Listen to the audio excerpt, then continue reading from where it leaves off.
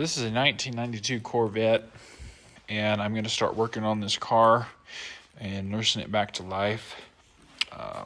It's kind of a beater, actually very much so a beater.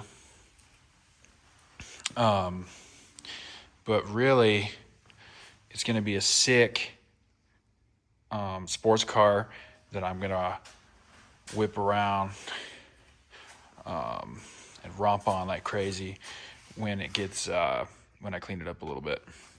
So 1992 Corvette, and I've already been working on it a little bit, but got that 6-speed transmission in this thing, which is sick. It has about 300 horsepower, about 330 torque or something. This particular car has an issue where it'll run for like 20 minutes and then it will shut off, like when you're driving down the highway. And so I think that it has a heat soak issue, and that there's a part in the engine bay that when it gets to a certain temperature, it basically conks out. And these particular cars have issues with this thing called an OptiSpark, which is like a special distributor, and I'm kind of thinking that it's the OptiSpark that might be getting too hot and conking out. So I might have to replace the OptiSpark. It could be there are other things that it could be, like the ECU could be getting too hot and crapping out. What else? Maybe the ignition control module and probably some other things. But really, that's the only issue that it has running. It runs really strong when it does run, and it's really fast. It's almost as fast as my VTX, but it's kind of hard to tell, because in this, I feel comfortable to romp on it, but like on my motorcycle, I'm pretty careful because I don't want to crash and become a paraplegic type deal. But so I took out the seats, and the carpet in this car is kind of crappy, but I'm just going to shampoo it and vacuum it out real good. Ideally, it'd be to replace the carpet, but I don't have the time for that type of business, nor do I really want to. I mean, it's good enough. You can see there's a ton of dust, inside here. And whoever owned this before me wired in a push button start for some reason, and I don't really know why. I think it's probably because the ignition cylinder stopped working on them, but I don't know why they wouldn't just replace that, but it's whatever. So I got both seats out. The car needs new weather stripping here. It has a really crappy paint job that's not just weathered, but I don't think it was done very well to begin with. Like here, you could see the original paint starting to chip out. I don't know if they didn't prep well enough or what the deal is. But I'm just going to touch up this paint and clean it up as best as I can. Really, this car is going to be a beater for a while. And I probably won't paint it for a few years just because of the cost.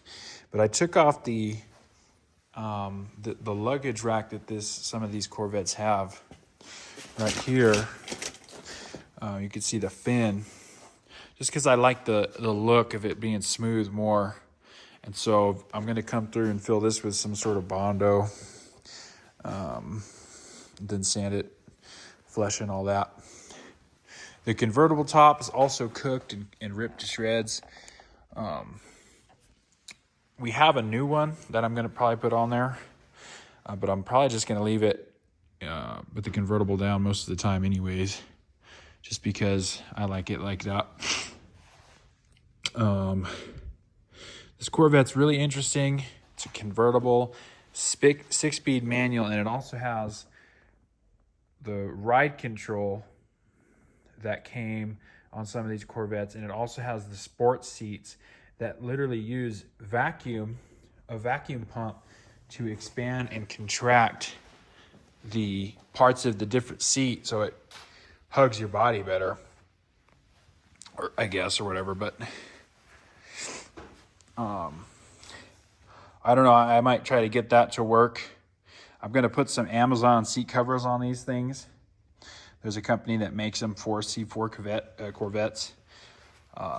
So really, I'm just going to clean this car up, get it to run really good, and just use it as a fun little sports car. It's never going to be a show car. I think it's too far gone. And if I wanted it to be a show car, you know, I'd start with a different Corvette, you know. But, you know, cars are meant to be driven, and this one I'm not afraid to scratch up, you know. But it also, I took the headlight out a few years ago because it wasn't flipping correctly. These are pop-up headlights, but it's sitting in a box up there, and I'm going to put it in here soon. And you can see I did a little bit of sanding right here on this paint, and I sprayed it with some clear coat just to see what it would look like. And this is probably what I'm going to do with the hood just for the time being. I'm going to try to find some touch-up paint that matches this. Then I'm just going to sand this and touch it up, and then literally just hit it with this. This is just spray can enamel, and it's going to look just fine for just a little beater, you know. And it's going to be kept in the garage 99% of the time, so it's not really going to fade. And then someday I might paint this car for real, you know, do an actual paint job on it. But it's a sick car. It's pretty darn fast. And it has the stock exhaust right now. I'm going to cut those mufflers off to start. And then later on I might put a better aftermarket exhaust on there. It also has C5 Corvette wheels, which are nice. The standard C4 Corvette wheels I think are 17s all the way around. On this, the fronts are 17 and the backs are 18s. And so it has kind of a nicer look to me. Whoever painted these wheels literally painted them with like latex paint or something, because this stuff is peeling right off. And so I think I might get these wheels sandblasted and maybe powder coated if it's not going to be too expensive. If not, I'll just sand them and paint them with some nice spray paint, and that'll be that. So I got the new starter from AutoZone. But right now I am just replacing the starter because the gear on the starter was not retracting after the engine cranked over. And so it was making this horrific grinding noise.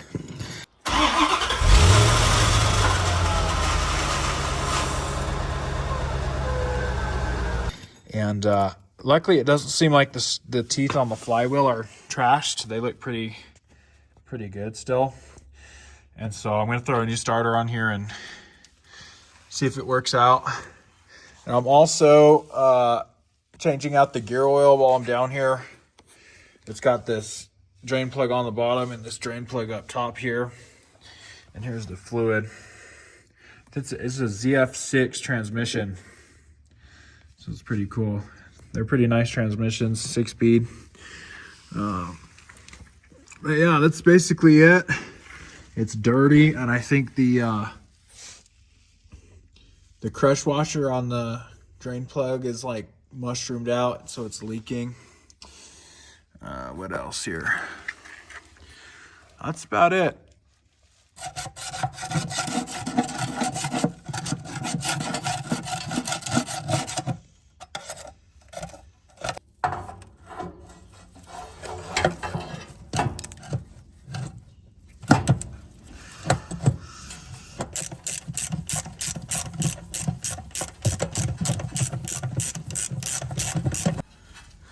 Just feels sloppy, like it shouldn't have that much play in it. I just wonder if this is if this thing needs to be shimmed or something like that. I wonder if that may have been the issue to begin with. Let's see if this bolt tightens it up a little bit. See, look at all that. Ooh, man, my shoulders are freaking sore. All right, so it's okay. Well, it's in there and it feels like it's squared up pretty good. Well, I got the starter put in. Looks pretty good. I do think that this car might have a rear mainsail leak because that whole puddle right there is, it had been sitting in here for a few days, so that's gonna suck if it has a rear mainsail leak, but we'll see. All right, so the new starter is installed, and I'm gonna see if I can jump in here and give it a test crank just to see if it'll start nice and good. Make sure it's in neutral, and I'm just gonna blip the throttle here just to make sure everything's, man, maybe the clutch does it. All right, so, oh, jeez. These wires are hot. Must be a lot of amps going through there. Damn. Maybe the ignition does have to be on for this to crank. Nope, I think my battery's low. But these wires are getting really freaking hot. I hope I didn't hook up something wrong. All right, well, so I think my battery went dead somehow, even though it's a newer battery. And these little wires that they have wired up to this starter relay are warm. And to me, they shouldn't be warm like that, so I think that there might be a short going through these wires somehow, which is freaking me out a little bit. Hopefully nothing catches on fire here. But, oh crap. So as you can see, I got some hillbilly shenanigans going here. Unfortunately, the push button start that the previous owner had wired in amped out for some reason.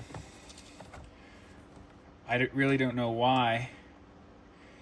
And so the ignition cylinder does not work on this car for cranking. It turns into the run position. And so I think that's why the previous owner wired in a start switch, is because he didn't want to have to replace the ignition cylinder, which he should have just done that to begin with. So he bypassed the crank function on the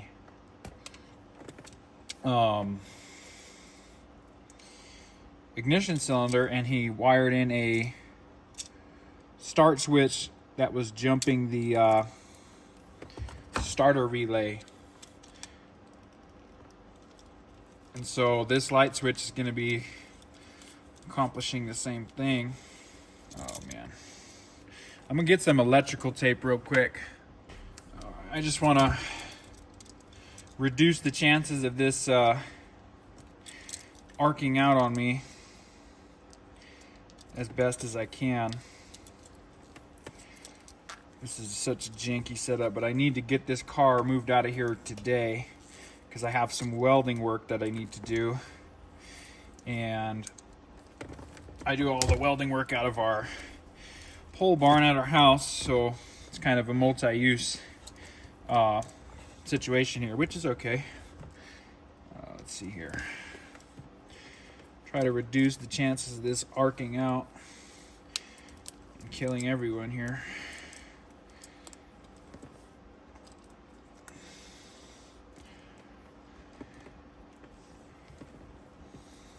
I don't know if the ground pin on here is electrified. And I also wonder if these parts are electrified right now. They might be. I can't remember how these work. Maybe I'll hit it with the multimeter or something. But now, as soon as I flip this switch, this is gonna crank over the car. And so turn the ignition, make sure it's in neutral. Let's see if it cranks. Does not crank. Okay, so this car was not cranking, and I have no idea why. But now that I'm looking at this, I screwed up. The bigger one is the positive connection to the starter, and the smaller one is a ground. Okay, so whatever that is, that bare wire is touching the case on the starter, and which is completing the circuit, I think. And it's got to be screwing something up. And so I'm going to move that and see if this thing will start. So, all right, so I found that issue. I had a piece of wire that was grounding out on the starter and screwing everything up, and that's probably why the start switch that the dude had wired up was getting hot. So that's completely on me because I'm an unskilled laborer. So now let's see if she starts. Ignition. And all right, let's see if she starts. I'm pretty sure she will. Got to move this thing to the garage here.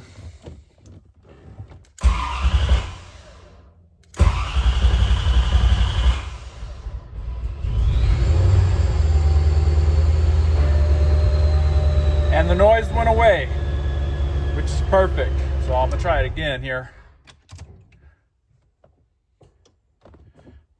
So it was that starter gear hanging up on the flywheel here.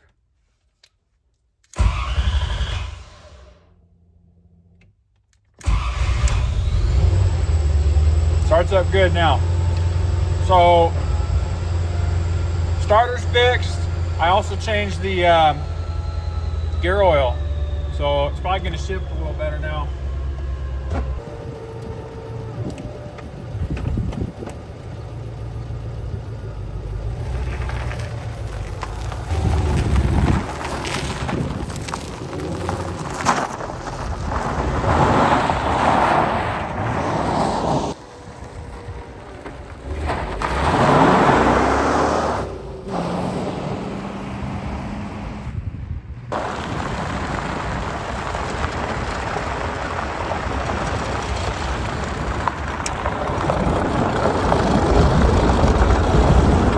See if it can burn rubber here.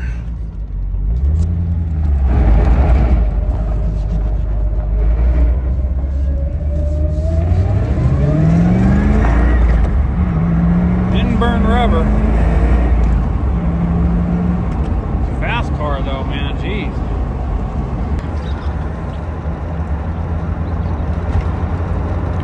We'll do a little bit of a pull right here, see what we can do.